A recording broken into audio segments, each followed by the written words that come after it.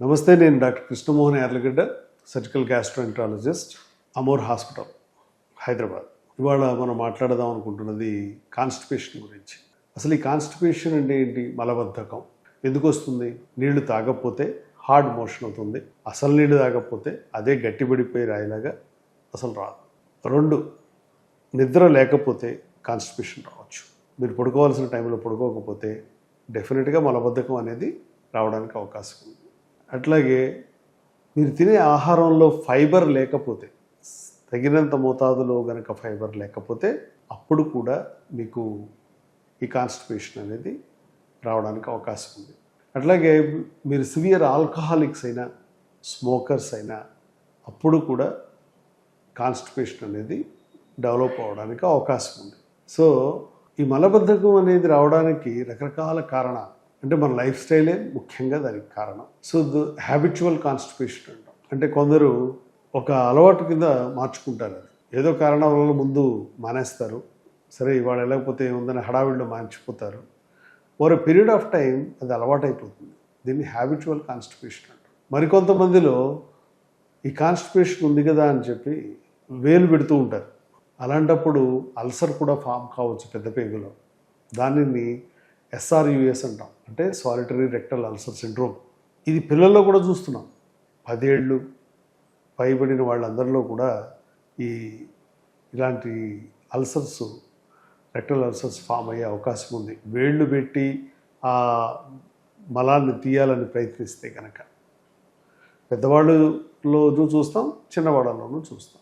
అయితే ఈ కాన్స్టిపేషన్ పోవడానికి మనం ఏం చేయాలి అనేది ఇప్పుడు మాట్లాడుకున్నట్టుగా లైఫ్ స్టైల్ ఆల్టరేషను, అలాగే ఫైబర్ డైట్ పెంచడం, అలాగే వాటర్ ఎక్కువగా తాగడం, అలాగే వ్యాయామం చేయడం క్రమం తప్పకుండా. ఇది రావడానికి కొన్ని కారణాలు చూసుకుంటే సింపుల్ టెస్టులతో కూడా తెలుసుకోవచ్చు మనం. 1 కొలనోస్కోపీ, అట్లాగే 2 ఎనీమియా ఉందా లేదా అనేది చూసుకోవడం, 3 బాడీలో ఏమైనా ఇంకా వేరే ఇన్ఫెక్షన్స్ ఏమైనా ఉన్నాయా లేదా అని తెలుసుకోవడం. సో ఒకవేళ కనుక ఎనీమియా, ఐరన్ తక్కువ ఉంది, అప్పుడు రక్తహీనత వల్ల అప్పుడు కూడా గ్యాస్ట్రోపెరిసిస్ అంటే ఏంటి, ఇంటెస్టైన్ కదలదు. అలాంటప్పుడు కూడా స్లోగా హ్యాబిచువల్ కాన్స్టిపేషన్లోకి మారిపోతారు. సో ఈ కాన్స్టిపేషన్ ట్రీట్ చేయడం కోసం ముఖ్యంగా మనం డయాగ్నోసిస్ చేయాలి. డయాగ్నోసిస్ అంటే ఏంటి? కొలనోస్కోపీ ముఖ్యంగా చేయించుకోవాలి. సపోజ్ కొలనోస్కోపీలో పైల్స్ ఉండొచ్చు, లేదా పాలిప్స్ ఉండొచ్చు, లేదా ఫిషర్స్ ఉండొచ్చు. కొందరిలో ఆఫ్కోర్స్ ఫిస్టులాస్ కూడా ఉండొచ్చు. ఒక్కోసారి గడ్డలాగా వచ్చి చీమొచ్చి పగిలిపోయి అది ఫిస్టులా కింద ఫామ్ కావచ్చు. ఇలా రకరకాల కారణాలతో ఈ ఫిస్టులా కానీ ఫిషర్ కానీ వస్తే ఒక్కోసారి ఆ యానస్ అంటే మలద్వారం నేరో అయిపోతుంది. అప్పుడు కూడా ఎక్కువ ప్రెషర్ పెట్టాల్సి వస్తుంది.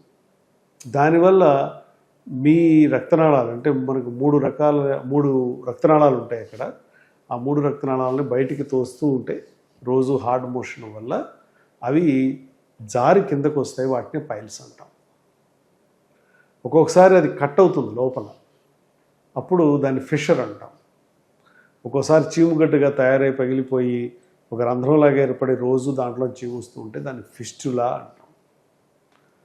సో కొలనోస్కోపీ చేయడం వల్ల ఇవన్నీ మనకు అర్థమవుతాయి ఒకేసారి.